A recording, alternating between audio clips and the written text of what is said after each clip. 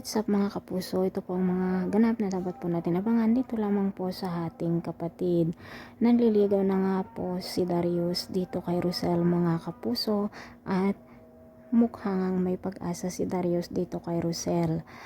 Makakaramdam din kaya ng pagmamahal si Rosel dito kay Darius, ngunit palagay ko hindi magandang ugali nitong si Darius mga kapuso. Sinabi na nga ni Jacinta na si Tyron magmamana dito sa kanyang mga maiiwang ari-arian kapag siya nga po ay pumanaw na. Samantala mga kapuso, humingi naman ng tawad kunwari si Bea dito kay Belle dito sa mga ginawa niya.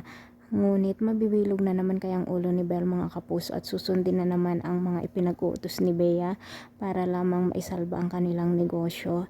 Samantala mga kapuso, nang masabi nga ni Tali na nakita niya sina Darius at Rosel na nag-uusap, ay hindi nga maganda sa pandinig nitong si Tyron, kung kaya't sinabi nga niya dito kay Darius na layuan niya ang kanyang ina.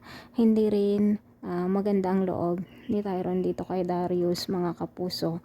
Sana nga hindi mabihag itong si Rosel, dahil parang hindi talaga ako komportable kapag ibigan sila, diba mga kapuso? Samantala may pa-surprise naman si Vince dito kay Belle, at talaga namang napakabongga, at talagang ang mga kabataan ngayon, no, iba na talaga pag sila ang ma-in love. Ngunit dito na naman magsisimulang magalit si Tali kapag malaman niya ang mga ito mga kapuso.